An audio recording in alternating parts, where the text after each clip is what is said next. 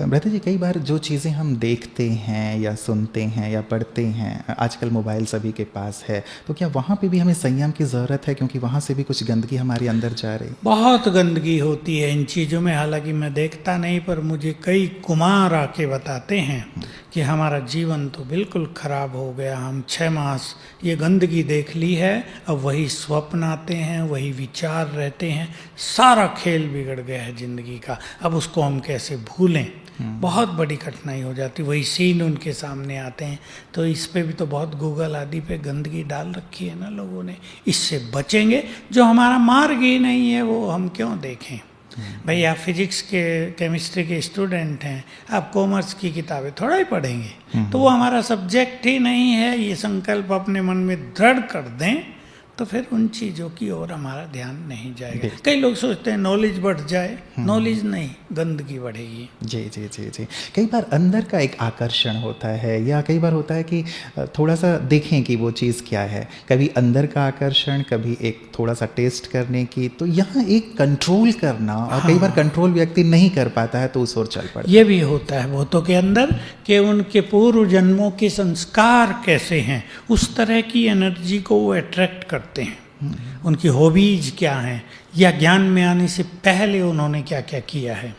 तो इन सब चीज़ों को अगर अब समाप्त करना है, तो बाबा ने अपनी साधनाओं में 5 स्वरूपों का अभ्यास सिखाया है। कुछ दिन पहले 21 दिन करके देखें, 8 बार रोज, बहुत सुख मिलेगा, प्योर संस्कार जागृत होंगे, सारी इम्प्योरिटी डाउन हो जाएगी। जी जी जी। ब्रता जी, यदि कुमारी जीवन में भी जाने अनजाने में हमसे कोई बड़ी व छोटी गलती हो जाती है, तो उसका प्रायश्चित क्या है? क्या प्रायश्चित करने के बाद भी उसकी सज़ा मिलेगी? बहुतों का ऐसा भी आता है ब्रता जी कि मान लीजिए ज्ञान से पहले का जीवन कुछ ऐसा था कि कुछ ऊपर नीचे हो गया धारणाओं को लेकर के, और कई बार ज्ञान में आने के बाद भी हो गया, तो ये मन को बहुत ज़्यादा खाता है। देखिए, बिल्कुल क्लियर नॉलेज बाबा की है। ज्ञान में आने से पहले कुछ हो गया है, वो बाबा को सुना दो ऊपर, अपने सुप्रीम फ्रेंड को, हल्का हो जाएगा मन। क्योंकि सजाएं मिलना और न मिलना मूल्यों में आजकल क्योंकि बहुत आ रहा है कि सजाएं माफ़ नहीं होती, मन हल्का अवश्य हो जाएगा। और मन हल्का हो जाएगा तो हम अच्छा अभ्यास, अच्छी साधनाएं फिर कर सकेंगे। और अगर ज्ञान में आने के बाद कोई गलती कर ली है, तो वो निश्चित रूप से मन को बार बार कचोटती रहेगी। अभी वो भी, अब और तो कोई तरीका नहीं है। बाबा को सुनाएं, क्षमा याचना लें, और 108 बार रोज सवेरे उठकर लिखें, मैं मास्टर सर्वशक्तिवान हूँ।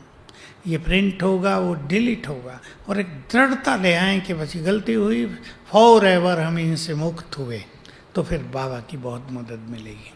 माफ़ नहीं होती, बाबा की मदद मिलती है। बिल्कुल, मतलब अपने आप को हिम्मतहीन ना करें, लेकिन अच्छा पुरुषार्थ करते रहें जो बेस्ट से बेस्ट हो बाबा सकता को सुना भी दें ताकि मन हल्का हो जाए। फिर हम जब कोई चीज़ बाबा को सुना देते हैं तो बाबा का अटेंशन हमारी ओर जाता है, तो वो हमें अपनी शक्तियाँ देता रहेगा, फिर आगे बढ़ना इजी हो जाएगा। बाबा को सुनाना, कई बार बाबा कहते हैं कि लेटर आप लिख करके दे दो, तो वो क्या लेटर निमित्त आत्माओं को दिया जाए, या बाबा को ही हम सीधे सुना दें तो बाबा तक देखिए, पहुंच जाता है? बाबा को ही सीधे सुना दें, क्योंकि आजकल एक दूसरे का किसी पे विश्वास नहीं है और इसमें बहुत गड़बड़ भी हो रही है। इसलिए लेटर लिखो बाबा के नाम, बाबा को दिखा दो, सुना दो, बाबा के रूम में बैठ के सुना दो पढ़ के, दैट्स ऑल, समाप्त हुआ। जी जी, मतलब मियाँ बीबी ही भी रहें, बीच में काजी की ज़रूरत नहीं है। मियाँ बीवी राजी तो क्या करेगा मुल्ला और काजी, खत्म हुआ खेल। कई बार मैं बहुत अकेलापन महसूस करती हूँ। मैं ऐसा क्या करूं कि बाबा मेरे इस अकेलेपन को दूर करें? इनका मेल थोड़ा लंबा था ब्रता जी। ये कहती हैं कि कई बार इच्छा होती है कि भाई हम किसी के कंधे पे सिर रखें, किसी को हक करें, या किसी के गोद में सिर रखें, मतलब स्थूल नहीं, लेकिन फिर भी एक इच्छा रहती है अंदर। तो बाबा क्या ऐसी, मतलब हमारी अकेलेपन को दूर कर सकते हैं? ऐसा एहसास कैसे किया जाए? बिल्कुल बाबा कर सकते हैं, क्योंकि अगर फिजिकली आप किसी के साथ करते हैं तो ये इम्प्योरिटी में बदल जाता है। और ये जो लोनली फीलिंग होती है या थोड़ा डिप्रेशन फील होता है, बिल्कुल एलोन लगता है अपने को, ये सटिल इम्प्योरिटी का ही प्रभाव होता है। विशेषकर जब सो के उठते हैं, कईयों को दिन में सो जाएं तो सो के उठते बिल्कुल उदास मन होगा। ये सटिल इम्प्योरिटी है, इसके लिए मुरलियों का अध्ययन करना, बहुत अच्छा योग करना, बाबा से बातें करते रहना, और यही जो कुछ वो करना चाहती हैं ये सूक्ष्म वतन में जाके बाप दादा के साथ करने लगें तो अनुभव कुछ ही दिनों में 10 गुने होने लगेंगे और वो जो इच्छाएं हैं समाप्त हो जाएंगी। जी, मैं पिछले 9 साल से ज्ञान में हूँ। अब मेरा योग में मन नहीं लगता है।